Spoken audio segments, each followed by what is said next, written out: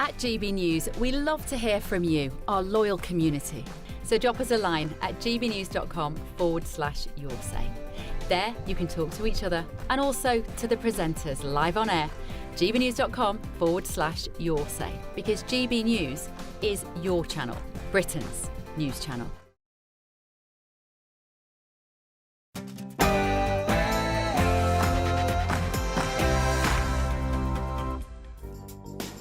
Good morning and welcome to the Camilla Tominey Show on GB News, back in the Westminster studio after 2 weeks of conferences. It's been another historic week with the prospect of a lasting peace in the Middle East on the table thanks to Donald Trump. Education Secretary Bridget Phillipson will join me in the studio. What's the government doing to crack down on anti-Semitism in Britain's schools and universities? And of course, as the Chinese spy scandal deepens, why did the government refuse to call China an enemy? I'll also be speaking to Shadow Foreign Secretary Dame Priti Patel. After Kemi Bade not grabbed the headlines with her promise to abolish stamp duty, is she still at risk of no one actually paying attention to her party? Tal Hartov, a British Israeli who was attacked by a Palestinian terrorist, will join me. With her attacker potentially released as part of the deal agreed this week, how does she feel about the prospect of peace? The co-founder of Hong Kong Watch, Benedict Rogers, will also be here. What threats does China actually pose to our country? And is the spy scandal enough to bring down Sir Keir Starmer's government? And the pollster Scarlett Maguire will be here to give us the state of play at the end of a busy party conference season. As ever, we've got another 90 minutes of punchy politics to come, so do not even think of going anywhere.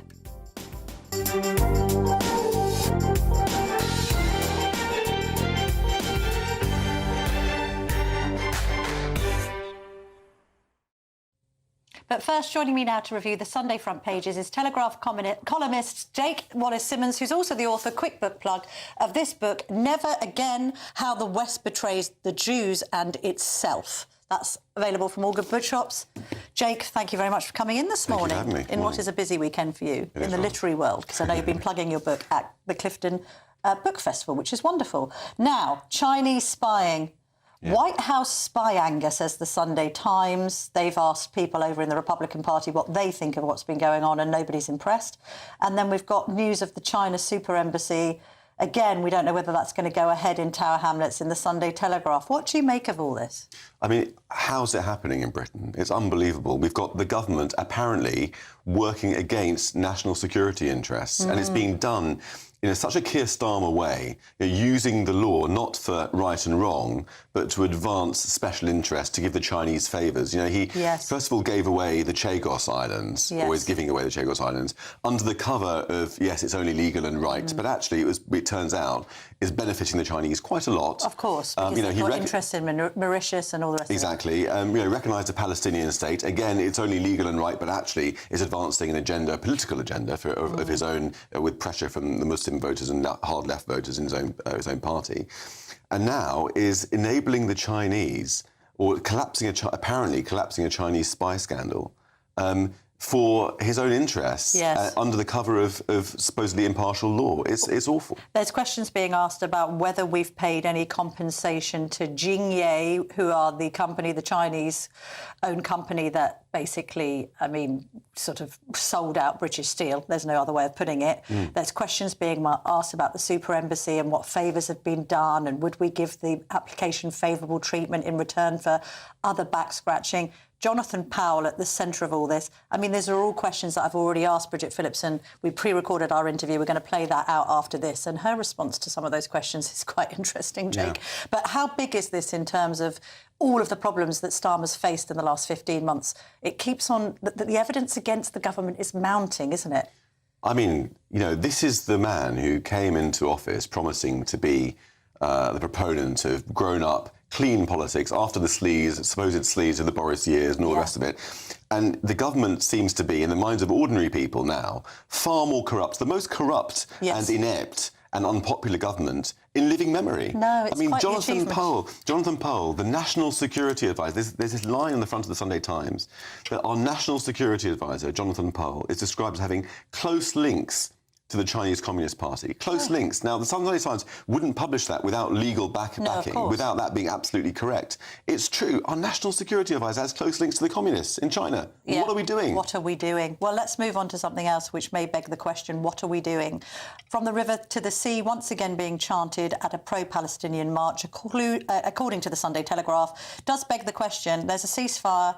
God willing, these hostages are going to be released in the coming hours. Why are people still marching and calling to globalise the Intifada? I mean, this is just getting out of hand, isn't it? Unbelievable. I mean, the ceasefire now crowd, they've spent 2 years chanting for a ceasefire now. Now they've got a ceasefire now, but they only wanted the sort of ceasefire that meant an Israeli defeat. Yes. This one is an Israeli victory, and they don't want that. So they're going to keep going about this, yelling about a supposed genocide, which never existed in the first place, and exists even less now that there's a ceasefire. But they're still at it. And the bit that caught my eye from this story was that there was a scuffle with some counter-protesters. And these counter-protesters were holding up placards saying simply, "We stand with Britain's Jews." Yes. And they were barracked and targeted with chants of shame for standing with Britain's Jews, and free Palestine. The police had to get involved and there were arrests. I mean, these are the sorts of people that we've allowed to take over our streets week after week, not just in London, but on October the 7th, the anniversary, in Manchester. Not everybody on a pro-Palestinian march will be not wanting to align themselves with Jews. Let's just be clear about that. But at the same time, I think the idea of shouting shame at someone for supporting the Jewish community at a time when anti-Semitism has skyrocketed sort of beggars belief, really. Where's the humanity at play in any of this? Yeah, I mean, if you're attending a march where anti-Semitism is rife and you're not anti-Semitic yourself, I think you have to ask yourself some questions about why you're there. Or maybe call out the anti-Semites in your midst. Haven't seen much of that, have we? Let's look at this story in the Mail on Sunday. No girls allowed. Mosque bans girls from park run. This is in Victoria Park. It's a run associated with the East London Mosque. But women and girls aged over 12 can't take part. I find this staggering.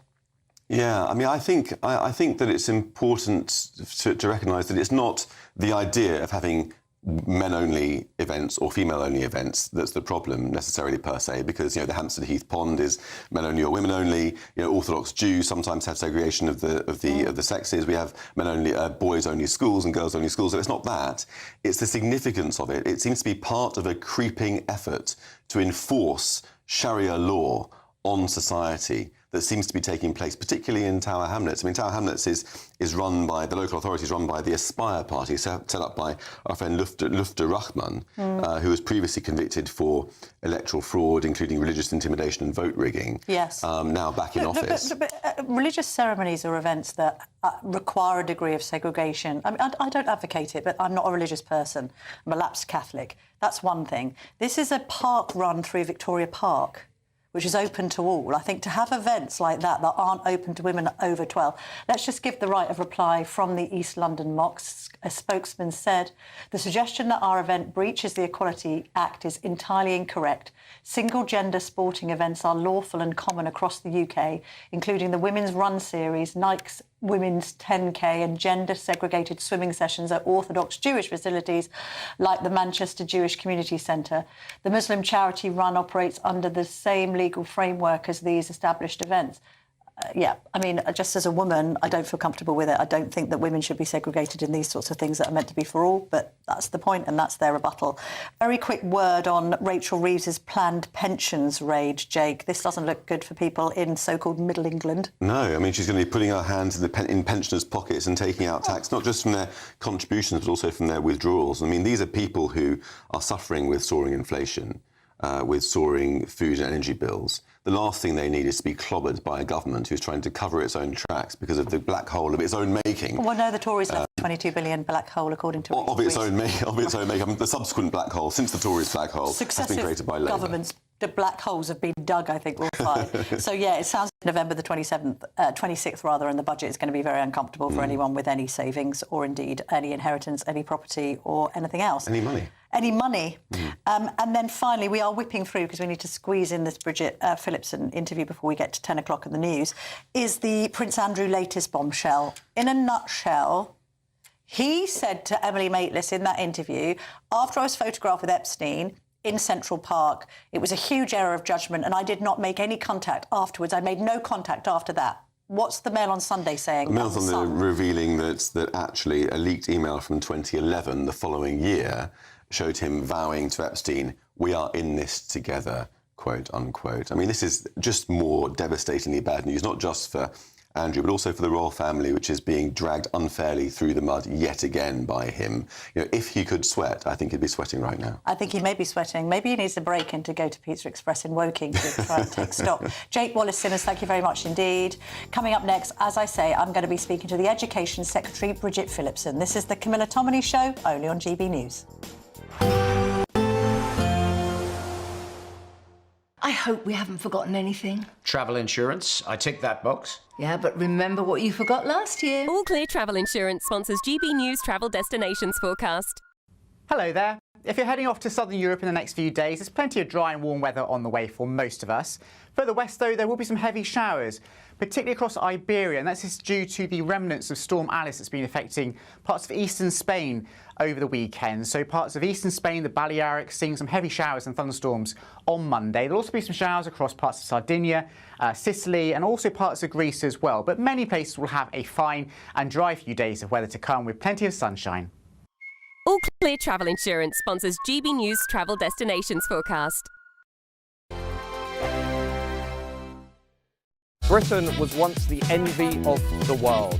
But look around. A nation that no longer knows what it is or where it's going. A country that's broken.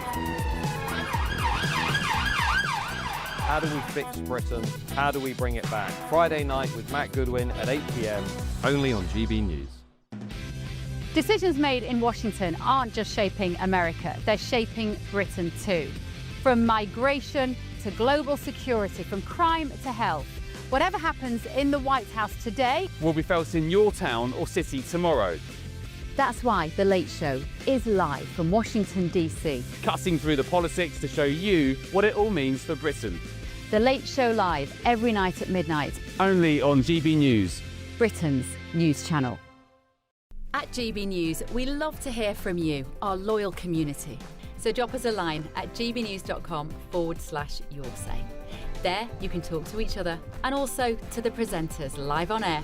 gbnews.com/yoursay, because GB News is your channel, Britain's news channel. Hi, I'm Michelle Dewberry, and my show is your opportunity to cut through all the noise and dive in headfirst to some robust debates. Ideas clash. Situation, isn't it? No, because the failure is you're deliberately avoiding my point. Nothing's held back. And if you think this is the end of it, wait for more. And we do not shy away from the difficult stuff. Sometimes I want to shake people and say, if only you understood. So join me on Jubes & Co. weeknights at 6 p.m. only on GB News, Britain's news channel. Join me, Nana Akwe, for an informative, interactive news programme with a difference. It's fun. No, he didn't say that, Dave. I'm so surprised. I think there's an element of truth to that. Join me from 3 p.m. every weekend, only on GB News, Britain's news channel. Mornings don't have to be tiresome, especially if you have the right company. Wake up to news as it happens, opinion and debate, and of course, a little bit of entertainment too. Because when the kettle's on, we're on. That's Breakfast on GB News, a show worth waking up for. Every morning from 6 a.m. Only on the People's Channel, Britain's news channel. We'll spread the news, you spread the word. From the school run to the home run, watch a new show for all of Britain. He can say whatever he wants. A straight talking show where all voices are heard. And, you know, when are we going to stop talking about smashing the gangs and actually do it? With the stories that matter from every part of our country. There's a bit of a crash landing there for your Chancellor. Bold, fearless and standing up for you. That's me, Martin Daubney, 3 p.m. till 6 p.m, weekdays, here only on GB News. The People's Channel, Britain's news channel.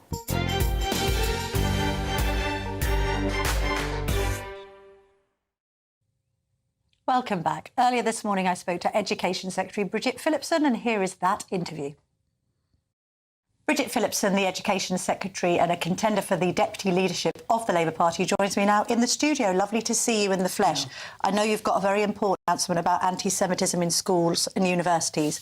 Before we get on to that, can I just ask you about this spying scandal, because it's all over the front pages of the Sunday papers once again.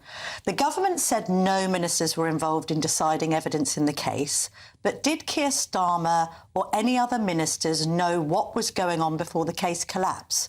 Because if they didn't, it just suggests that Jonathan Powell, the National Security Advisor, is doing what he wants without any oversight by the Prime Minister.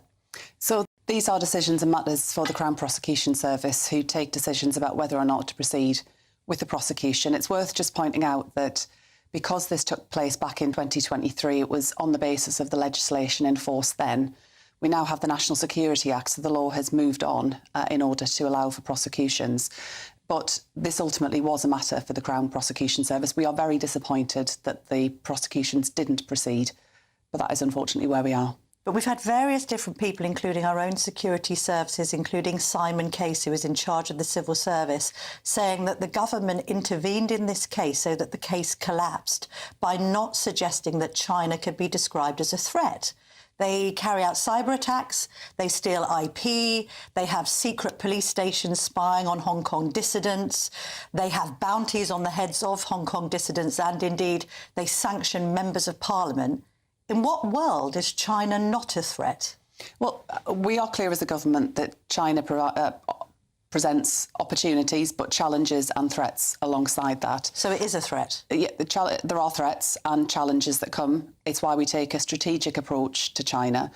And it's why, alongside that, we are clear that this government's number one responsibility is to the national security of our country. Of course, we need to engage with China. They're a big economy. But what comes first is our national security. So if China is a threat, then this spying trial shouldn't have been collapsed by the government not saying that it was a threat. China presents threats and challenge, but we also believe that China presents opportunities in terms of our trading relationships with Chinese businesses. But if China does present threats, then it is a threat. We agree on that.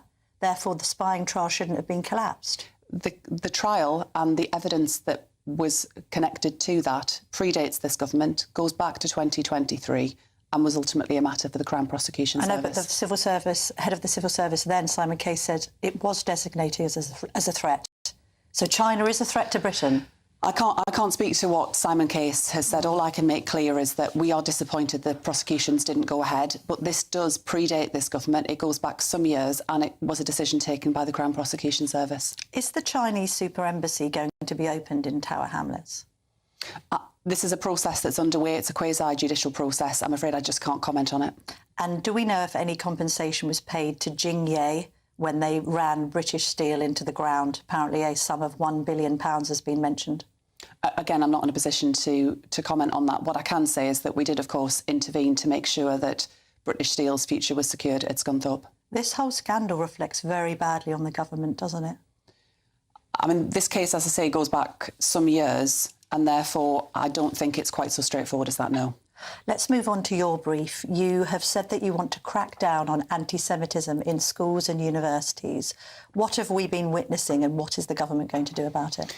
We have seen a shocking rise in anti-Semitism on our campuses and in wider society, and I've spoken with many British Jews who are worried and concerned about what they see, about wanting their children to be safe on their way in their communities, but also on university campuses. That's why what I'm setting out today is the action we're taking to make sure that universities are honouring their responsibilities to provide safe and welcoming environments for all students, including Jewish students. And that will involve more funding for universities to provide training for those working in security matters, but also around student welfare on anti-Semitism so they can recognise it and tackle it. But what I've also said to university vice-chancellors is that whilst I recognise the important role of protest, and that's a democratic right in our society, there can be no place for harassment and intimidation on campus. And universities are able to step in the event that it jeopardises the safety of Jewish students. I mean, the NASUWT, which is a teaching union, a survey found 51% of Jewish teachers had experienced anti-Semitism in their schools since May 2023. A total of 44% reported swastika graffiti appearing at their school since that time. 39% had witnessed or been subject to Nazi-related comments. Chants of Free Palestine and swear word the Jews had also been heard. How has this come to pass? It's absolutely shocking. And, you know, no Jewish member of staff in a school should have to experience that. I mean, alongside the action we're taking on universities, we're also putting in place more funding so that secondary school students will be able to take part in education around the Holocaust, around Holocaust survivor testimony. And that will commence shortly, because whilst we've got to take firm action where anti-Semitism rears its head, and we've got to root it out, we all have to provide education to challenge much of the prejudice and the anti-Semitism that thrives in the darkness. And that's why providing education for students alongside taking action where it arises is the answer. It was interesting yesterday. We've got the ceasefire now in place in the Middle East, which is obviously a great thing, and we look forward to the hostages being released, we hope, today and tomorrow. And yet yesterday, again, there are marches on the streets of Britain. We've got chants of From the River to the Sea. It's been reported in the Sunday Telegraph that that was again said, globalise the Intifada and all the rest of it. Why are these marches now taking place when a ceasefire has already been agreed? Look, people feel very strongly about the conflict and about the suffering that they see, and I feel that too. But I agree that we also need to see the hostages released, and I hope and pray that within the next 24 hours they will be back home with their loved ones. And if you're chanting that, particularly the students outside King's College London, which has got an illustrious alumni, actually, of Jewish students, Alain de Botton, the philosopher, Edith Morley, the suffragette, and others, if you're shouting that outside King's College London as a student, something needs to happen, doesn't it, to you? In terms of discipline. I understand how distressing that is for Jewish people in our country to hear. And what I also said, connected to the protests that were due to take place on the 7th of October, is that just because you can protest, and the right to protest is important, it's a cornerstone of our democracy, doesn't mean you have to protest. No. And it doesn't mean you have to protest on a day when many Jews in this country will be grieving, especially given the recent terrorist attack we saw in Manchester. So I think it speaks to the need for all of us to reflect on our shared humanity, a sense of decency to one another, and the need to understand different points of view, rather than, you know, what we're increasingly seeing is the degree to which this is causing significant tensions more widely. Sure. Let's move on to VAT on private schools, which you know is my little pet subject whenever we speak. So when we've been speaking about it in the studio before, you've always said, look, private schools are businesses, they absorb the costs and all the rest of it. It's an interesting story in the Sunday Telegraph, which has been gained by a Freedom of Information request, and has discovered that the Treasury expected private schools to absorb less than 1% of the VAT rate from profits.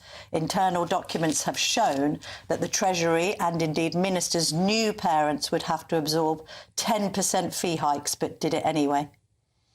So we've been around the houses on this quite a few times, and I'll just start by making the straightforward point that the vast majority of people in our country send their children to state schools. Yes. That'll be the vast majority of your viewers. So whilst I understand the interest that the Telegraph and others might have in this topic, I do believe it was the right thing to do in order to invest more in state education. And but private schools set parents to take the hit, 10% more, just make them pay more. Look, private schools have whacked up their fees over the last 20 years, way, way, way beyond inflation, and that's where we are. How many private school pupils have been forced out by your policy, do you know? So we do keep track of the numbers. There's been some numbers reported in the last day or so from the Independent Schools Council, which we don't accept. We don't think are the numbers that we would recognise. The numbers of We've got 25,000. Yeah, we don't accept that. What we have seen is that more children are getting their first choice in a state school this year, and also the numbers in terms of movement that we've seen are in line with historical trends. We've actually seen more private schools opening in the last year than closing. Well, how many have closed and how many have opened? I think from the top of my head, it was around 60 have closed and around 70 have opened. 81 have closed and 70 have opened. We could be talking about different time periods. OK, but more schools appear to have closed than opened. I mean, is it a good policy to have a school closure at the end of it? I mean, surely that defies the logic of being Education Secretary. You want schools to open, you want schools to thrive, you don't want teachers to be made redundant. We've got 81 school closures. I don't know what the time period is for that, because every year we see significant numbers of private schools closing and more opening. That's always been the case. That's consistent with what we've seen over many, many years. And that's because, you know, as you say, private schools are businesses. They're competing for places. They make an offer to parents. If parents don't choose to buy what they're selling, then, like any business, they make decisions. Well, maybe they can't afford to buy what they're selling because VAT has been added to the fees. Well, it's, you know, in a market economy, people can make choices about how they spend their money. If they choose not to buy a product or a service, then the business has to adjust their model. That's the way it works. Why would you make a better deputy leader of the Labour Party than Lucy Powell? So I'm standing because I want to unite the Labour Party to deliver change, but also I'll be a campaigning voice at the heart of government. I've got a strong track record of getting things done that Labour members appreciate. You know, expanding free school meals. Actually, VAT on private schools is rather popular with Labour Party members. And with the public as well, actually. It's very popular with the public. And alongside that, taking action on child poverty, and tackling child poverty is my #1 priority during this campaign. Are you committing to force the government into scrapping that two-child benefit cap? Because you have spoken about that in some of the interviews you've given. Yeah, so I'm leading the work across government on this, and what I'm seeking from members is a mandate to do more on child poverty. The action I've just described on expanding free school meals will lift 100,000 children out of poverty next year. That is big, but there is a lot more that we need to do. I'm clear about what the evidence tells me. I know what I'll be pushing for, and what I'm asking members is for a mandate to be that voice at the Cabinet table, pushing for change in the model of people like Angela Rayner and John Prescott, who were in government, running big departments, but also brought members' voices to the table and pushed for good Labour policies. Final question. Can you win this thing? Yes. It's being announced in half-term, so the last week of October. That's how I'm accounting for the dates this month. But can you win this thing? Because the members are on Lucy Powell's side, according to latest polling. Yes, I think the most recent serious poll that we've got shows that it's all to play for, but also that captures Labour Party members. What it doesn't capture are our affiliated supporters and our big trade unions, and I'm really proud to have the backing of many of our biggest trade unions in this contest. All right, well, good luck with that. Bridget Phillipson, thank you for coming into the studio and speaking to us once again on GB News. Great to see you. Thanks a lot. Thank you. Well, with thanks to the Education Secretary there, she always wants to come in and make the arguments, which is not the same as Keir Starmer or indeed Rachel Reeves, so we're grateful for her presence here at GB News today. Coming up next, we're going to get the response of Dame Priti Patel, the Shadow Foreign Secretary, to that interview. Is it all the Tories' fault that this Chinese spying scandal case collapsed? This is the Camilla Tominey Show, only on GB News.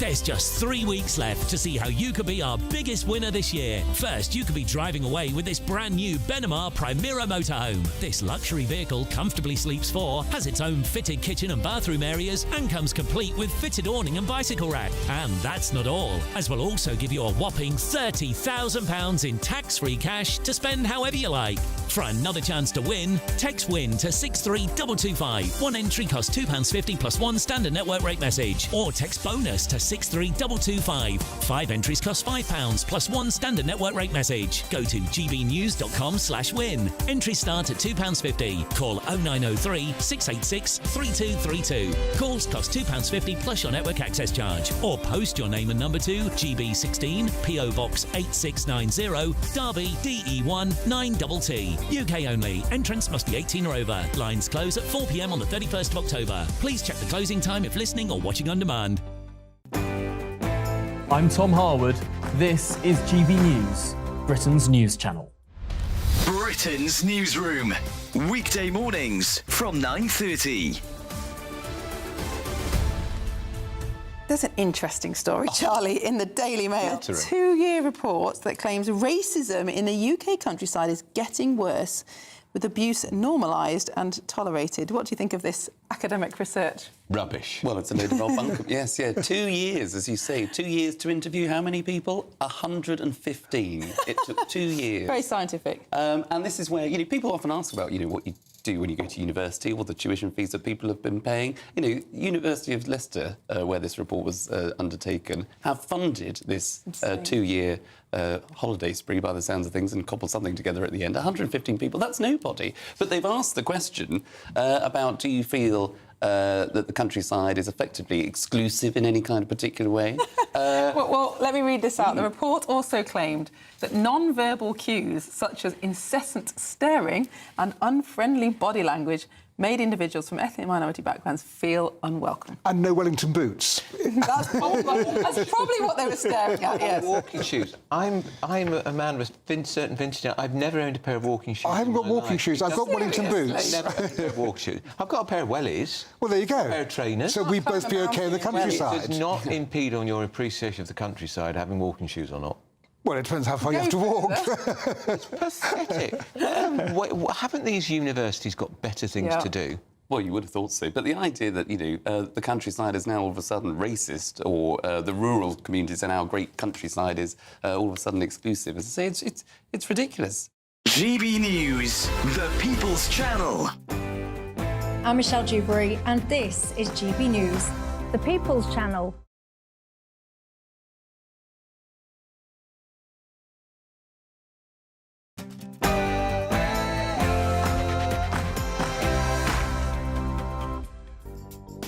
Good morning and welcome back to the Camilla Tominey Show here on GB News. Lots more still to come this morning.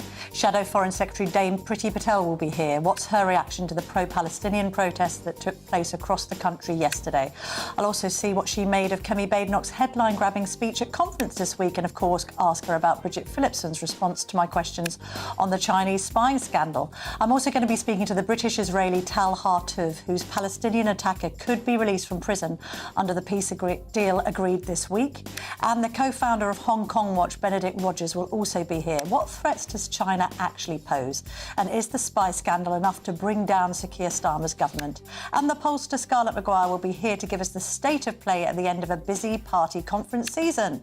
But first, here's your latest news headlines with Bethany Elsey.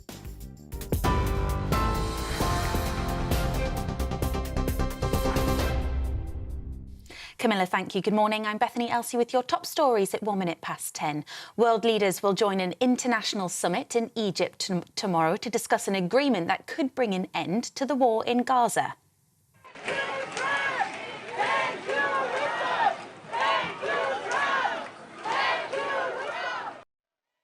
Donald Trump will be joined by Prime Minister Sir Keir Starmer, the presidents of Egypt and France, among others, and the UN Secretary-General. Hamas is expected to release all Israeli hostages by tomorrow morning. Last night in Tel Aviv, tens of thousands of Israelis held what they hope will be the last weekly rally demanding their release. New evidence has emerged that reveals Prince Andrew told convicted sex offender Jeffrey Epstein, "We are in this together," 3 months after the date he claimed he cut off all contact.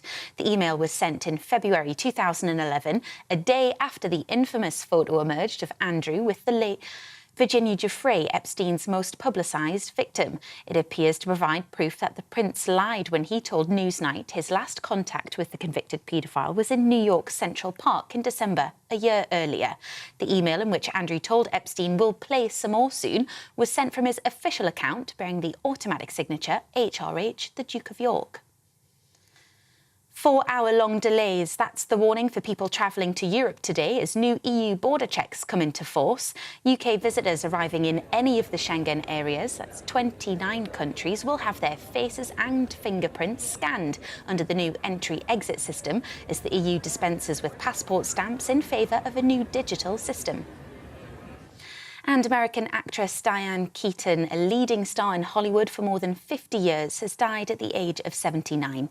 Keaton rose to fame in the 1970s after her role as Kay Adams in The Godfather. She also won an Oscar for Annie Hall, just one of many collaborations with Woody Allen. Her co-star in First Wives Club, Goldie Hawn, has paid tribute, saying she stole the hearts of the world and shared her genius with millions. Ben Stiller described her as an icon of comedy and one of the greatest film actors ever. You're up to date. I'll have more for you in an hour's time.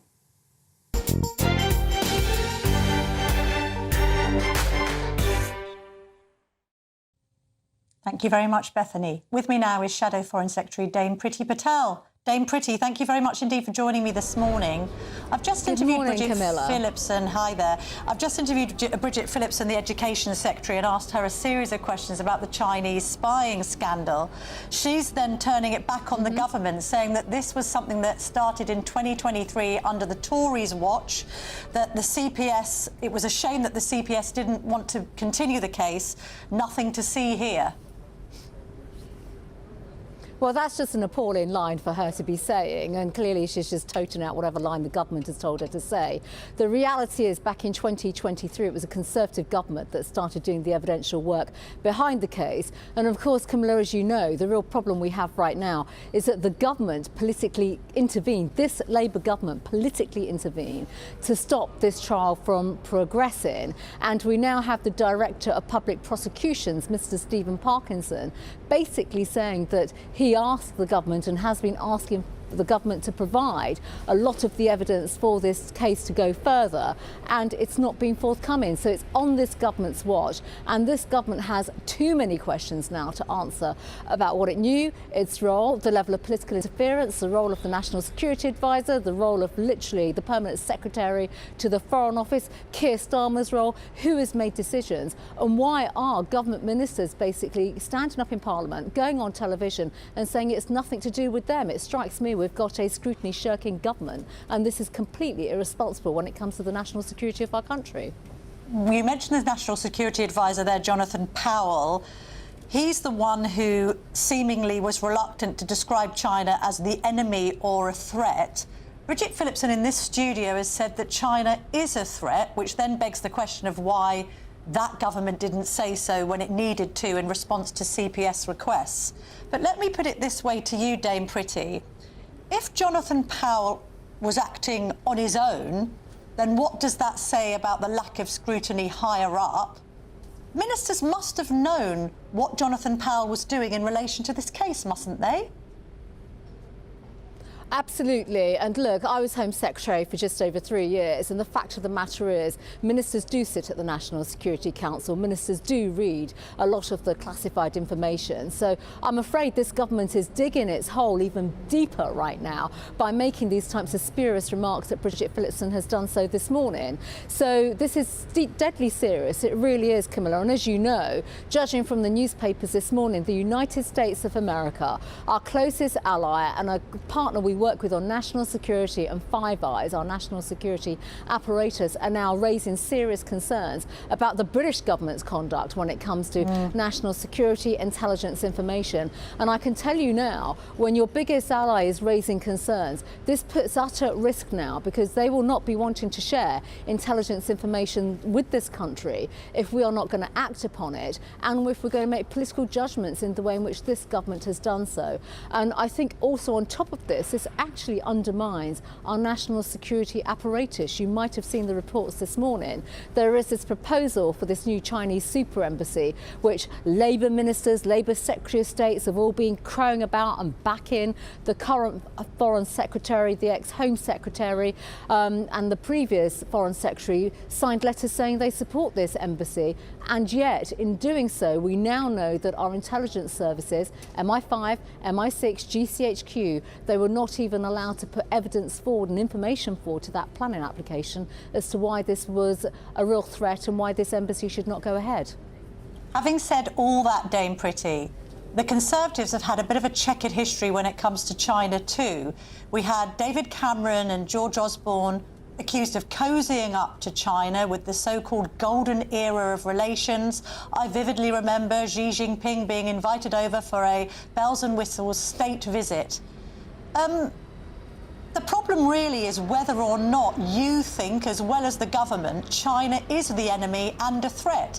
Tell me categorically what you think to this question, and I'll put it in a very straightforward way. First of all, is China, and should China be classed as an enemy? Well, first of all, Camilla, let me tell you something now. I was Home Secretary for just over 3 years, and they were a threat, and they are an adversary, and they are an enemy. End of story. You know, it was Conservatives in government that brought forward the National Security Act, revised the Investigatory Powers Act, put forward everything to do with the National Cyber Crime Centre because of the level of threats that were coming from China. We changed the law. We brought in the National Security Investment Act of Parliament because we discovered all sorts of things about Chinese state-run organisations and entities acquiring and buying British companies. Some of these companies had a lot of data-sensitive information. We were the ones that acted upon this. So there should be no illusion here. It was the Conservatives, and I was part of that government, that took forward the Acts of Parliament, put forward the changes that were needed. I was the Home Secretary that looked at the revision around the Official Secrets Act, did a hell of a lot of work on national security. So I'm not going to take any lectures from anybody on this. At least of all, a Labour government that, quite frankly, have been involved now in disrupting a judicial process, all because they're too busy bending the knee and kowtowing to China. You've also made a really important point, Camilla, which is about the economic relationship. We've always had an economic relationship with China. The British public buy goods from China. That's a fact of life. But when it comes to the national security of our country, the role of the government is to ensure that we undertake and bring forward the right kind of protective measures that keep our country safe. You've already heard me speak about our partner, the United States, our intelligence and security agencies. That apparatus keeps us safe. But Dame Pretty, we have to now agree, like many things actually, David Cameron and George Osborne were woefully naive when it came to their relationship with China back in the day. They got it wrong. It's all very well saying what the Tory government subsequently did. That was a different time, Camilla. I know, but now we're in a situation where the Chinese... But we're in a situation where, after 14 years of Tory rule, the Chinese own a huge amount of our key national infrastructure. They own water boards, they own electricity boards, they owned British Steel and ran it into the ground. This did all happen under the Conservatives' watch because we had this strange era where Cameron and Osborne extremely naively thought there was nothing particularly wrong with this Chinese partner that happens to be communists. Well, let me just say something to you. I agree with you completely. I mean, it's a communist-led state. They're at the heart of the axis of authoritarianism. They're doing absolutely terrible things around the world. Their record on human rights is appalling. We understand that. We know that. We actually acted on that in government. You know, I'm not going to comment about previous eras, which, by the way, during that period you're referring to, countries around the world in the West had a totally different relationship with China. They have become a real axis of authoritarianism, a real adversary. We've seen that just with this war with Ukraine as well. The fact that the Chinese are supplying weaponry and people to basically fight Western values and Western civilization and institutions. The world has moved on since then, and obviously China has become an even more severe threat. We responded, we acted, and we are still acting upon this. So in light of everything that you've just said and I've just said, it is absolutely reprehensible that we have a Labour government that just thinks they can wash their hands, not stand up to scrutiny, crash basically a serious spy case where British citizens, were spying on behalf of the Chinese state, an adversary and an enemy of our country. That is not acceptable. And the people that need to be scrutinised on this are this Labour government, and I'm going to say it, the Prime Minister, who is constantly shirking scrutiny.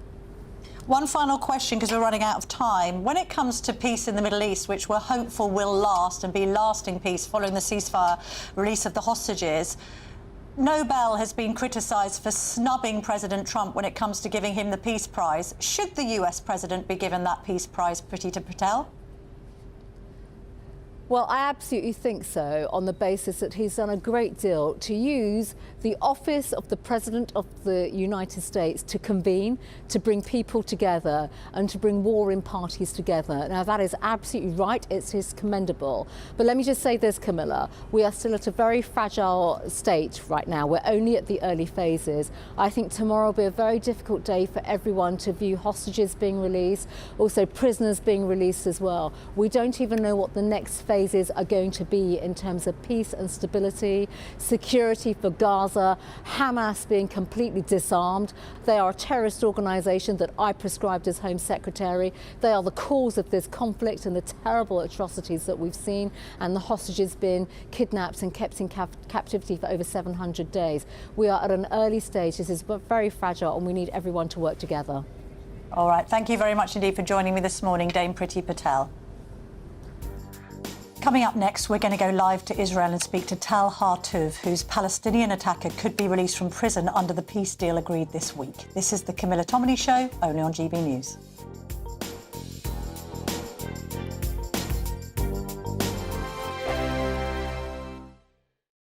Westminster's full of talk, but out here, it's the real world. Am I allowed to talk now? No, that's it. This is where it matters, real people and real lives. That's what politics is all about. In fact, has Trump made a good start? No. Straight answers, no spin, and just a couple of pints. How many fingers have I got up? About 10. So join me for Lee Anderson's Real World every Friday at 7 p.m, only on GB News. The People's Channel, Britain's news channel.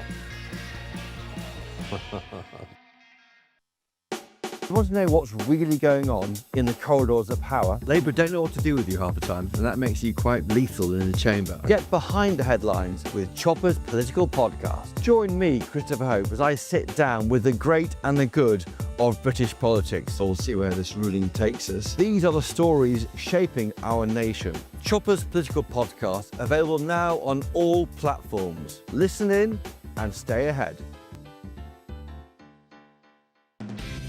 Decisions made in Washington aren't just shaping America, they're shaping Britain too. From migration to global security, from crime to health. Whatever happens in the White House today will be felt in your town or city tomorrow.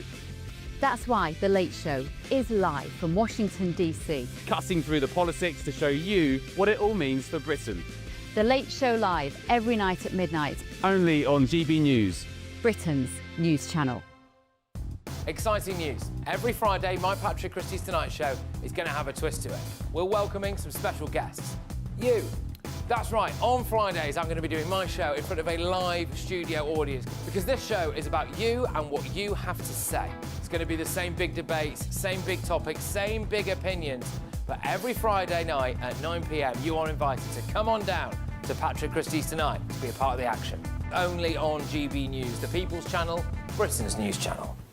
Hi, I'm Michelle Dewberry, and my show is your opportunity to cut through all the noise and dive in headfirst to some robust debates. Ideas clash. Situation, isn't it? No, because the failure is you're deliberately avoiding my point. Nothing's held back. And if you think this is the end of it, wait for more. And we do not shy away from the difficult stuff. Sometimes I want to shake people and say, if only you understood. So join me on Jubes & Kerr weeknights at 6 p.m, only on GB News, Britain's news channel. Mornings don't have to be tiresome, especially if you have the right company. Wake up to news as it happens, opinion and debate, and of course, a little bit of entertainment too. Because when the kettle's on, we're on.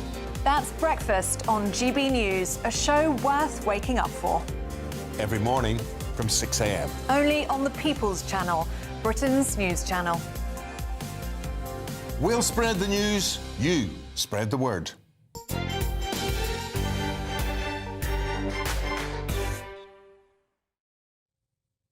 Welcome back. Joining me now live from Israel is Tal Hartuv. Lovely to see you this morning. Thank you so much for joining me on GB News. I appreciate, Tal, you absolutely do not want to linger on what happened. But just so the audience understands, just talk me through it very briefly, what happened in 2010. OK, I will make this brief because there's also a lot to say on the back of what happened to me. And first of all, if I can give a shout out for you and GB News. Because if it wasn't for GB News, we'd only know the far left BBC and the far left Sky News. And Israel would be in even a bigger public relations disaster. So thank you all for working so hard. So I'll take you back to 2010. I want to say I was born in this country and I left after high school and, I could immigrate to Israel. I'm Jewish and I became a tour guide and I was guiding a Christian tourist in the state of Israel on a nature trail. And there we were jumped on by two Palestinian terrorists holding a machete. They kept us at knife point for half an hour. They found my Israeli ID, and then they, tied our hands behind our back, put a gag on me and my friend, put us to the knees. They took off my Star of David. They said, Allahu Akbar, and started hacking. And I'm, on my side, and I can hear my bones crunch, and the only thing I know to do is to play dead. So I just kept my eyes open, and 2 meters in front of me, the other one was hacking up Christine like a cucumber. And they eventually left, and I just got up, and I wanted to die nearer where I parked the car so the police could find my body. And so I somehow managed to stand and turn my back on what was left of my friend. Gag bound barefoot, I walked over a mile, and I had 18 machete wounds, snapped ribs, 30 broken bones, a collapsed lung, dislocated shoulder, sliced diaphragm, bones in my lungs. And I got to help. And the long and short of this, Camilla, is that obviously I'm still here to tell the story. I've managed to stab one of them very lightly with my penknife, and due to that DNA on my sleeve, they were apprehended. And I'm in court with them later on, and when the judges say, look, why did you murder an American Christian? And they said, oh, we thought she was Jewish. So that's my story. That's the beginning of the story. And they were sentenced. There were two of them, and one of them is going to be released. Well, how are you feeling about that? Because these 2 men, as you say, you have just detailed in very distressing but frankly visceral language, and there's no point shying away from the brutality of the attack. This is an attack that killed your friend Christine Lucan. You observed that, and the horror of it all is frankly unimaginable. But we're now in a situation where, as a result of this peace deal, the hostages are being released, but some prisoners are being released as well, and one of them is one of your attackers. How are you feeling about that, Tal? Well, I feel very mixed, obviously. I don't think there's one Israeli who doesn't want to see our hostages home. I'll be crying like everybody else, of course. But it's much more complex than, it's not just this or that. It's this and that. The Bible even says there's a time to rejoice and there's a time to cry. And this is that time. So it's this and that. I feel very betrayed. And I don't think it's so much by the Israeli government, because I think Israel has been pushed into a corner from basically the 8th of October, especially with this present British government, if you don't mind me saying, I think is morally abhorrent. Swinging, platforming anti-Semites, not knowing to do an embargo on Israel, calling fake news, calling this a genocide. These are outrageous charges that our people had to put up with. And I think it's this dilly-dallying and sometimes overt hostility in also recognizing the state of Palestine. That's what has forced, not just Britain, but, France as well. That's what has forced us into this situation. And I'll tell you, Camilla, it would be the same as, I don't know if you've been to Israel. I'd be happy to be your guide if you come. When we're talking I've never been, actually. Well, you come, I'll give you a private tour. I'd be honoured. And bring all GB News as well. But we're talking about, if you're talking an equivalent of British, let's say British civilians of, let's say October the 7th happened in Britain, you're talking about the equivalent of 8,400 murdered, 1,750 kidnapped, all right? And then what happens, they take these British people to, let's just say your nearest neighbour, France, okay? And then the rest of the world and the French government are saying that in exchange for these hostages, you have to release the 2 Islamic jihadists who murdered Lee Rigby. You have to release that Welsh choir boy, right, who slaughtered these 3 little girls at a Taylor Swift concert. You have to release... I'm not sure if he was a Welsh choir boy, but I know what you're saying. No, but the point is, Tal, but the point is, Tal, I suppose, and this is the brutality of any peace negotiation, that there has to be some kind of quid pro quo. And both sides have to concede things that they don't want to concede. I mean, what feelings do you have towards your attacker right now? Because I know you're also somebody that talks about trying to find alliance and allegiance with Palestinians. You've mentioned the fact that you were saved by a Muslim doctor. This is very complex. What are your feelings towards your assailant, though, who could be free on the streets? Yes, I mean, I think in the Jewish culture doesn't have a problem with hate. Like, we don't do the forgiveness thing of murder, right? We do look back in anger. And I think that's a discussion that also Christian cultures need to have. You don't go forgiving murder because it's not yours to forgive. You can only, the equation, the people involved in forgiveness is the wrongdoer and the one who was done wrong too. So it actually makes murder impossible to forgive because the murdered person's no longer around. So my feelings are, I hate them with a passion, and I have no problem saying that. Now, over the last 15 years, and I don't, by the way, Camilla, I don't think it's a moral smear to say that I'm raging and I hate evil. I think moral people should hate evil. I think it's a virtue to hate evil. And these people are evil, and my attacker is evil. So my feelings are, I can only hope that somehow our Mossad or Secret Service will get another beeper operation done. I will rejoice when they are dead. And that's my only hope, that the time will come when they'll pay the price. What's your hopes now for the immediate future? I mean, we don't know what's going to happen years from now. We've got this ceasefire deal agreed. We desperately hope to see the hostages who are alive reunited with their families, those that are dead, that their families can bury them, essentially, after 2 years in captivity. What are your hopes for the immediate future? Because obviously there's a lot up in the air, isn't there, Tal? We don't quite know how this is going to pan out now in the coming weeks and months. Oh, yes, you're absolutely right, Camilla. First of all, my hope is let's get our hostages home, really. Really, I mean, I cannot imagine what it's like to be them or their families. That's my immediate hope. I think it's way too early to say it's a peace agreement, because we just simply have a lack of, how do you say, a cessation of hostilities. And it's a very complex thing. And I tell you, Hamas have already announced that they're not going to lay down their arms. They don't want Tony Blair over there. You see these the depraved on your streets of London. Even though the hostilities have stopped, there's still these so-called pro-Palestine marches going on. And now, I mean, the mask is down, right? It's like, oh, it wasn't about peace. It's about one Palestine. It's about destroying the Jewish state. Well, some of them will have been campaigning for peace. Some of them will not. Yeah, no, that's absolutely true. And you can tell really people's motives. If amongst the pro-Palestinian crowd, people are saying, this is good, then yes, I know they're genuine, and I thank them for that. All right, that's good, but I think we're a long way. And I think President Trump would say it too.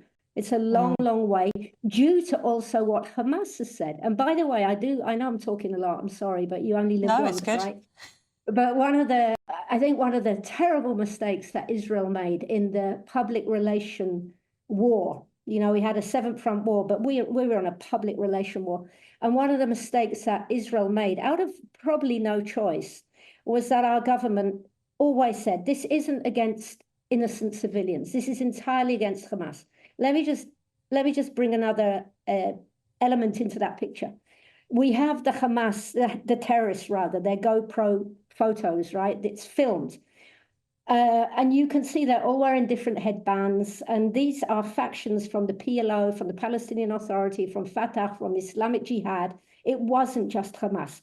And more disturbingly, you have over 5,000 people in civilian clothes who took part in raping and pillaging and murdering my people.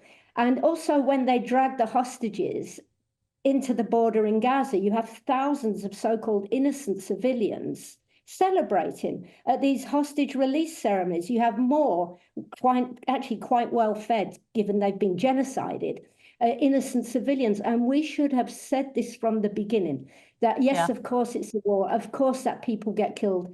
But even the hostages who've come out, they said there's no innocent civilians in Gaza. And Israel did not address that.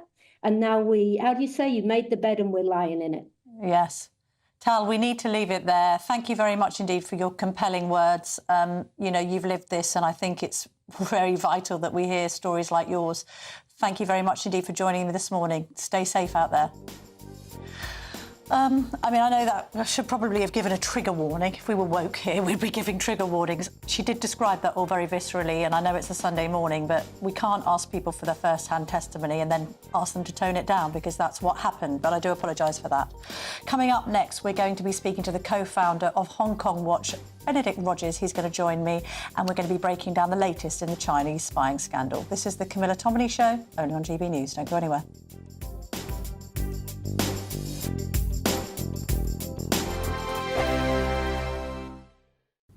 Good morning and welcome to your latest GB News weather update from the Met Office. It's a foggy start out there for some of us, but the sunshine will slowly break through as we go through the course of the day. Apart from in northern Scotland, where it will stay pretty damp, so some outbreaks of light rain and drizzle perhaps here for much of the day, particularly for the Northern Isles. Quite cloudy for Northern Ireland as well, but largely dry. The best of the sunshine this afternoon across central and southern parts of Scotland, northern England, Wales, and more southern parts of the UK having a much sunnier picture this afternoon compared to yesterday too. So after the early fog has cleared this morning, temperatures will lift in that sunshine up to 16, perhaps as high as 18 degrees Celsius by this afternoon. So feeling fairly pleasant with the light winds. It won't be quite as warm though across northern parts of Scotland, where after a fairly cloudy and murky day with some bits and pieces of drizzle, it will be once again a cloudy evening. So here generally staying quite cloudy right the way through the course of the night. Some late sunshine for western parts of Scotland. Northern Ireland probably brightening up a little bit through the afternoon, but fairly cloudy skies here also into the evening. Clear skies though for Wales and western parts of England, at least as we go through Sunday evening. But gradually, as we go through the course of the coming night, we are going to see an area of cloud once again just returning from the North Sea, spreading its way westwards into western parts of England and Wales by the time we get to the early hours of Monday morning. So that cloud acting like a blanket, keeping temperatures from falling too low tonight. So lows of 8 to 11 degrees Celsius in the main towns and cities. But some patchy fog and some rural frost across parts of Scotland to begin the day on Monday morning. So here, away from the fog, probably the brightest conditions on Monday with some sunny spells and fairly nice and sunny conditions across parts of the far north of England too on Monday. Brightening up for Northern Ireland as well by the afternoon, but most of England and Wales having a slightly cooler and certainly a much gloomier picture on Monday compared to on Sunday. Temperatures down by a degree or so, but in the best of the sunshine, highs of 15 to 17 degrees Celsius.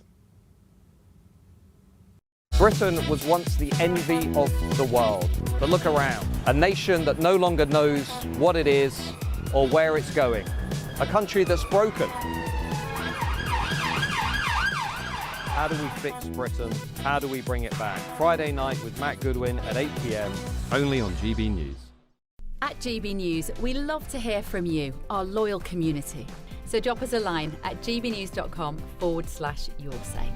There you can talk to each other and also to the presenters live on air. gbnews.com/yoursay, because GB News is your channel, Britain's news channel. Join me, Nana Akweer, for an informative, interactive news programme with a difference. It's fun. No, he didn't say that, Dave. I'm so surprised. I think there's an element of truth to that. Join me from 3 p.m. every weekend, only on GB News, Britain's news channel.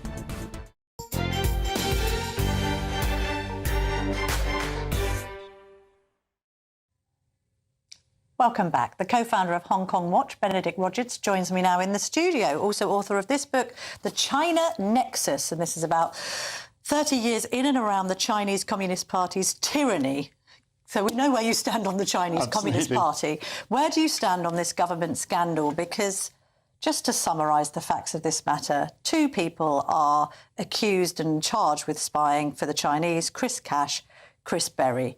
The case collapses because, according to the CPS, they can't get the government, the new Labour government, to confirm that China is both the threat and the enemy of the state, which is required to make this prosecution happen under the Official Secrets Act. I've just spoken to Bridget Phillipson, who's basically saying, oh, well, this is all very unfortunate that the CPS couldn't make this case work.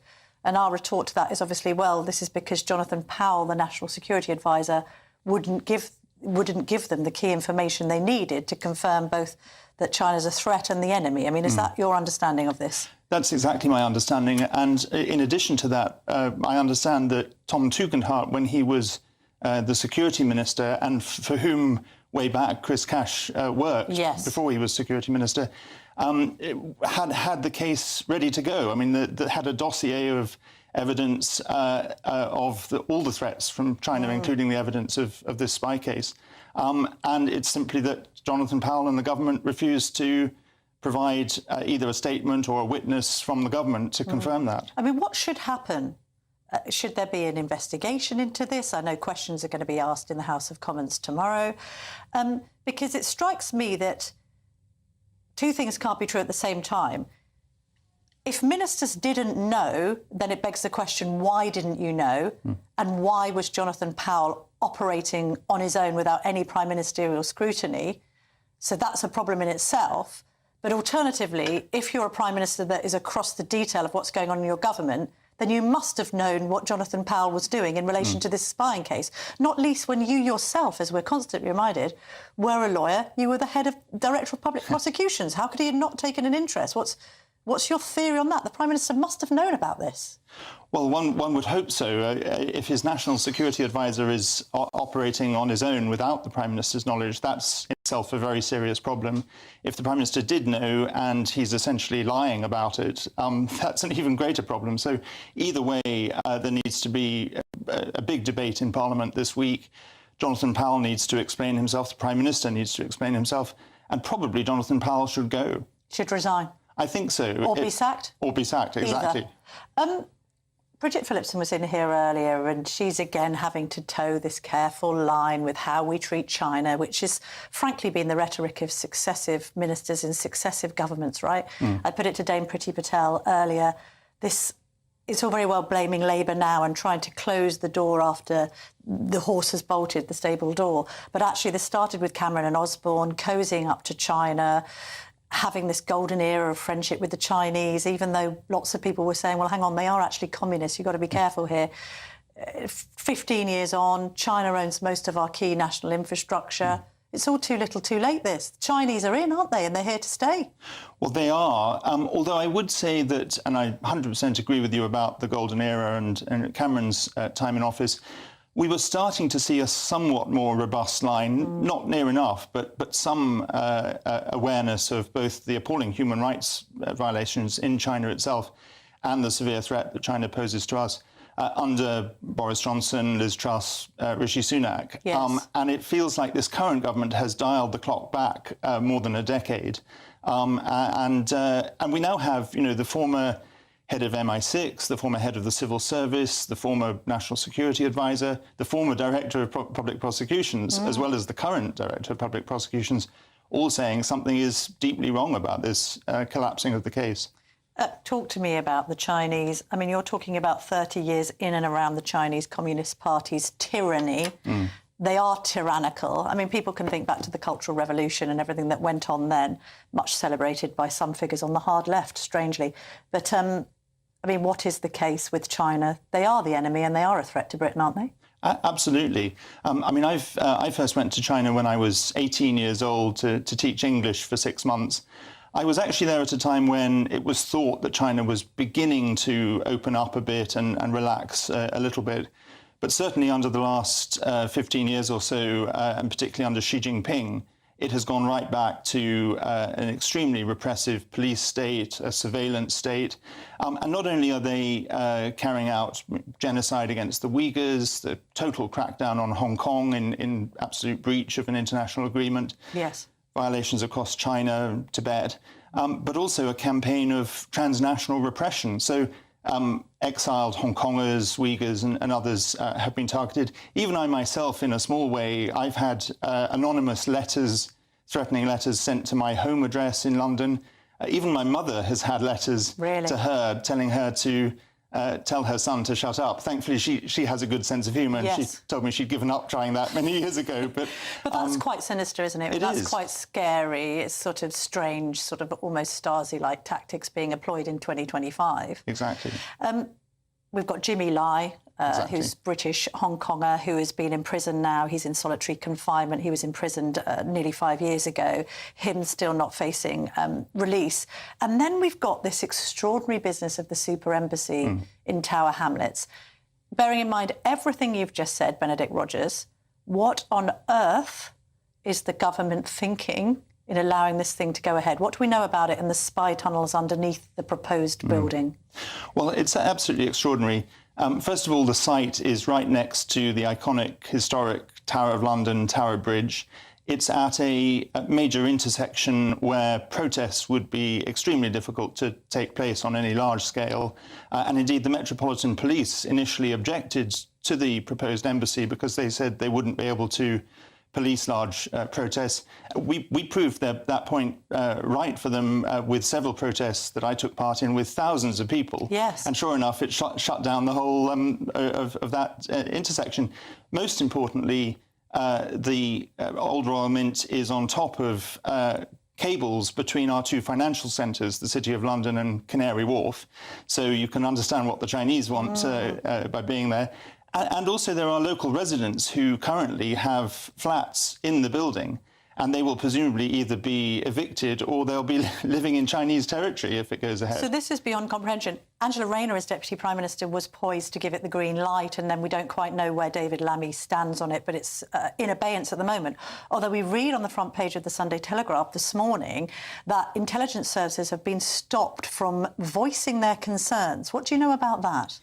Well, I only know what we read in the newspapers, but it's absolutely extraordinary to be considering giving China this embassy and excluding the intelligence services from contributing to the decision. It's bizarre. But also there's some suggestion that some quid pro quo has been going on, that if we allow the super embassy, then compensation that might have had to be paid to Jingye, that owned British Steel, ran it into the ground. They might waive that bill. Do you know anything about that?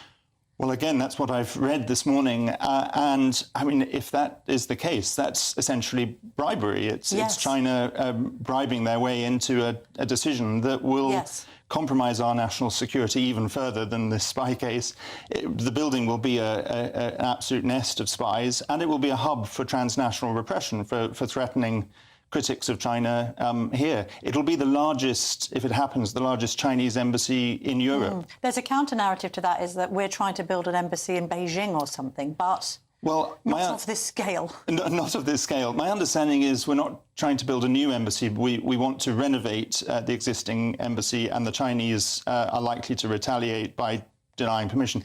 But I mean, surely we can pay the price of not having some renovations. But this also flies in the face of the notion that we have this special relationship with this country. I mean, you know, demands are made. We'll waive a £1 billion compensation package if you wave through a massive building on top of the Royal Mint that's got spy tunnels underneath it. It's absolutely extraordinary. And particularly the country we do really have a special relationship with, and we just had the President on a state visit, the United States. They're expressing, understandably, real concerns and threatening that this could compromise our intelligence sharing agreement with the United States. I mean, it would be extraordinary if the UK prioritised its relationship with China over its relationship with America, having signed a trade deal with America very recently. Absolutely. And then just finally, tell me about this audit. So we were looking into, the government was looking into our relationship with China. Tell me about that, Benedict, and what's happened to this audit, because it seems to have disappeared. Absolutely. So the government, when it was elected, said they would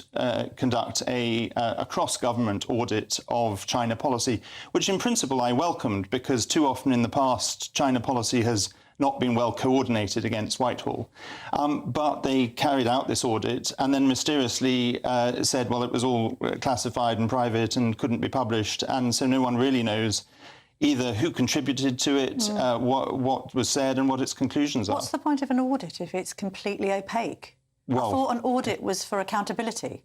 Exactly. I mean, one can only presume this is yet another example of the government not wanting to upset Beijing. Benedict Rogers, thank you very much indeed for joining me and speaking us through that whole saga, because it is quite complicated, but my goodness me, you've raised some serious concerns about what on earth the British government is doing right now in relation to China. Thank you very much. Coming up next, we're going to be speaking to the pollster Scarlett Maguire. She's going to take us through the state of play with all of the parties at the end of a very busy party conference season. This is the Camilla Tominey Show, only on GB News. I forecast a perfect holiday in the sun. Weather looking good then? For sure, and no worries about our travel insurance. All Clear Travel Insurance sponsors GB News Travel Destinations Forecast. Hello there. If you're heading off to southern Europe in the next few days, there's plenty of dry and warm weather on the way for most of us. Further west, though, there will be some heavy showers, particularly across Iberia, and that's just due to the remnants of Storm Alice that's been affecting parts of eastern Spain over the weekend. So parts of eastern Spain, the Balearics, seeing some heavy showers and thunderstorms on Monday. There'll also be some showers across parts of Sardinia, Sicily, and also parts of Greece as well. But many places will have a fine and dry few days of weather to come with plenty of sunshine. All Clear Travel Insurance sponsors GB News Travel Destinations Forecast. In the GB Newsroom, we bring you the news as it happens. With our team of dedicated journalists across the UK, we're ready to keep you up to date with what's happening every half an hour, every single day. Bulletins here on GB News, the People's Channel, Britain's news channel. Sunday with Michael Portillo from 11, only on GB News.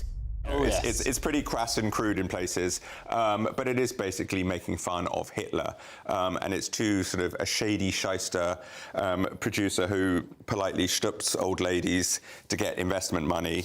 And he figures out, with the help of a young, twitchy accountant, that if they take a lot of money in, put on a show that's guaranteed to flop, they won't have to repay the money, and then they're going to do a runner to Brazil. And of course, they think that Springtime for Hitler is the ideal show, and the guy that plays Franz, who's the writer of it, has like a sort of tin pot hat and these pigeons that harmonise with swastikas on their back. For me, he kind of stole the show. I thought he was wonderful. But they basically put on this show, and of course it becomes a hit. And people think that it's a satire when they were trying to outrage and horrify people and get the show to close. Because they learned that they could make more money with a flop than they could with a hit. Yes, because they don't have to repay anybody. So that was the idea behind all of that. It's wonderfully done. This was at the Menier Chocolate Factory before.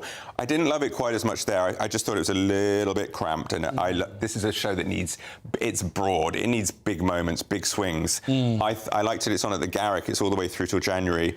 I just grinned all the way through. It's brilliantly done. Everyone on stage. Andy Nyman in the lead as Max Bialystock is absolutely sensational, filling very big Nathan Lane and Zira Mostel boots. But I think the whole cast is great. I just think everyone is up there absolutely going for it. And you saw it, no? My mouth was on the floor at some moments. I mean, it is bawdy, it is outrageous. And the show stands up.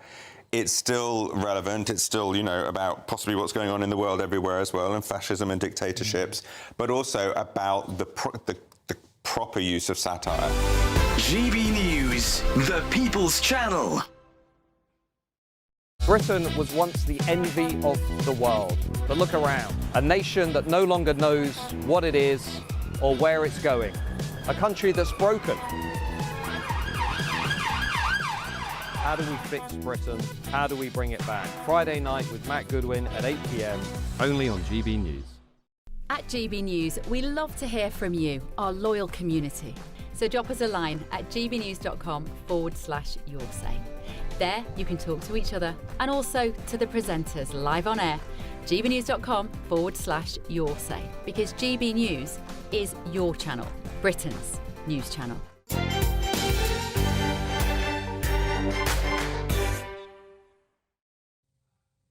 Welcome back. Let's get into some polling with the founder and director of Merlin Strategy, Scarlett Maguire. Lovely to see you. We're just discussing in the break conference, both exhausted. Neither of us have got conference lurgy, though, which is a good thing. Impressive. Still time. And now, let's talk about Kemi Badenoch's speeches. That seems to have perhaps moved the dial, but I don't know whether it's been reflected in polling because, of course, there's this sense that the Conservatives speak, but nobody listens. Well, that's certainly what's been happening for the Conservatives over the last 14 years. We found that they've 14 months, sorry, not 14 years, since the general election. 14 years as well, I think it was happening over the 14 years as well. But the last 14 months in particular, they've really, really struggled to cut through. Kemi Badenoch and the team around her. I was doing focus groups, actually, with some Conservative voters before party conference. Yes. And they were now going to reform, and they were just saying, well, we just don't hear from from the Conservatives. We don't hear anything about them. So Nigel Farage and Reform have been very good at dominating the media. You're absolutely right in that this speech got a very positive reception in the press, got lots of people talking about it. I saw it was leading the BBC News digital page afterwards, all things that the Conservatives would be happy with. Whether it's cut through or not, it's a bit early to say. There are some signs that it might be improving things. So on the one hand, we've had a couple of opinion polls out. Both show very small gains for the Conservatives, basically within the margin of error, but still something. Sure. And it's in the 2 polls. And we've also seen there was some polling out from Opinion last night that showed Kemi Badenoch's personal approval ratings up outside of the margin of error. Still very low overall, but up. And the Conservatives improving on some key metrics like know what they stand for, could be ready for government, competent, all these things. Again, still significantly underwater, but showing signs of potentially moving in the right direction. Look, she wanted to get through that conference without it being an unmitigated disaster, no repeat of Theresa May in 2017, and for people to maybe conclude this afterwards. You know, the Tories don't seem to be completely dead. No, and so I think on those terms, I think she absolutely succeeded. And you know, I think you know this better than me, but she seems much stronger internally than she was before. It looks like no one will move against her until May. But this is the sort of flip side of the coin. And I think you know the May local elections look really bad for the Conservatives. They still do. We've had 5 council by-elections since her speech, since the conference. The Conservative vote share went down in all of them. Now you might say it's too early for the speech to trickle through, but even so, the fundamentals of May look like they're not changing yet, and that is still going to be a very difficult hurdle, I think, for her leadership to climb.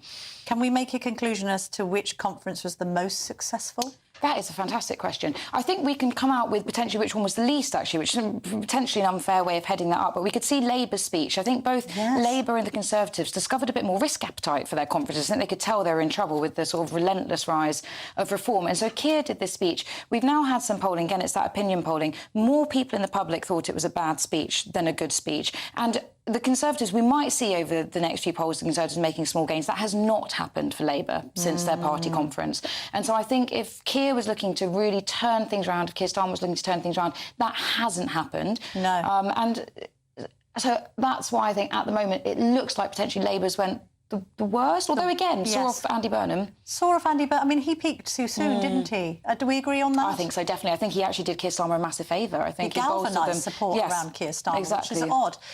Keir Starmer's obsession with Nigel Farage and branding him and Reform and its policies racist, has that had cut through? Because we did have that interesting poll which suggested, I think it was YouGov, that half the country do think Reform's and its policies are racist.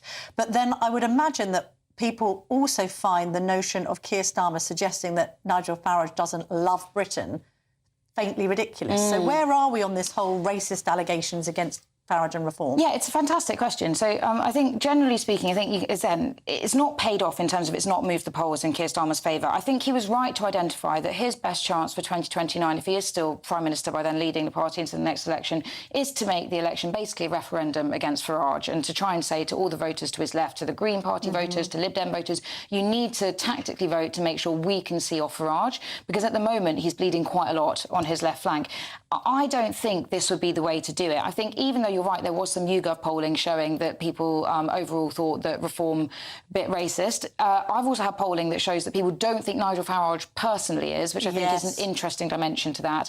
But I think what you have to realise, and what I was doing some focus groups again with some Conservative and Reform voters last week, some of which have been previous Labour voters, and they were basically, I think what people have to understand is voters, especially people who voted for Brexit, people who voted Boris Johnson in 2019, or people who previously voted Labour, they're now very sensitive to being called racist for things that mainstream politicians are now starting to say.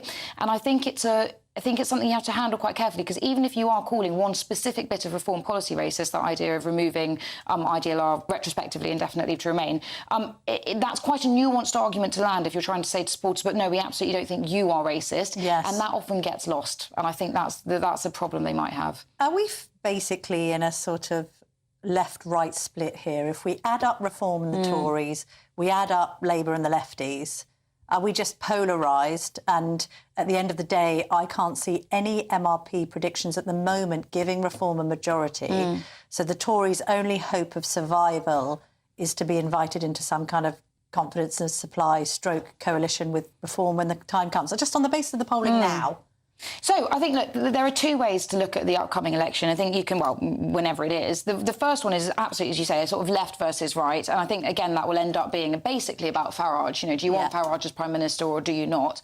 I think there's another way of looking at it as well, which is more of a sort of, are you supportive of the system or are you anti the system? And what we can see is that Labour and Conservative voters, even though they might disagree with each other about an awful lot of things, about policy things, they tend to be less likely to think that the country is broken. They tend to be much happier with their lives, and they have less appetite for radical reform. And what we see is where these parties are losing their support to Greens for Labour, but also to Reform, and Reform predominantly to the Conservatives, it's this sense that the system's not working, we need something to break to change it. So it's the anti-status quoers who are on the left and right and just want to break everything up. Exactly. And so whilst I don't think that means you're going to get Greens tactically voting for Farage and the reverse, not that, I just think it's going to be harder to rally that sort of pro-system vote behind a Starmer to face off Farage. Although I do wonder about the Lib Dems. I mean, the blue wallers might find Farage a bit much, but because the Lib Dems have gone so left, might go back to the Conservatives, because her speech was all about, I'm an engineer, not an arsonist, and we aren't anarchists.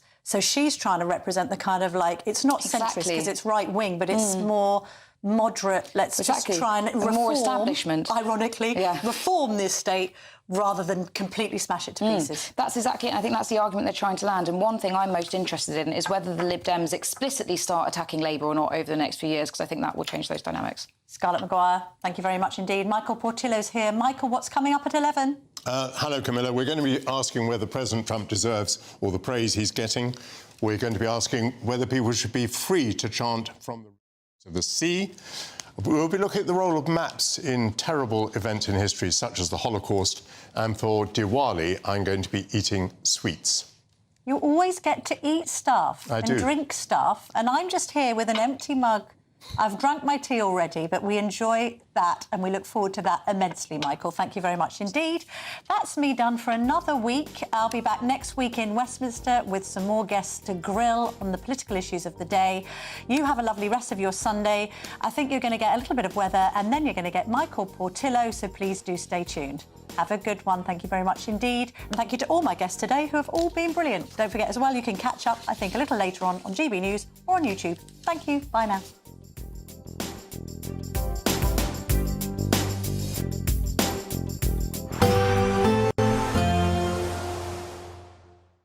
Expect warm spells with the odd rude interruption. Box Boiler sponsors the weather on GB News. Good morning and welcome to your latest GB News weather update from the Met Office. High pressure remains in control through today and indeed for much of the coming week. That means mostly dry conditions, but also quite a lot of cloud for many of us.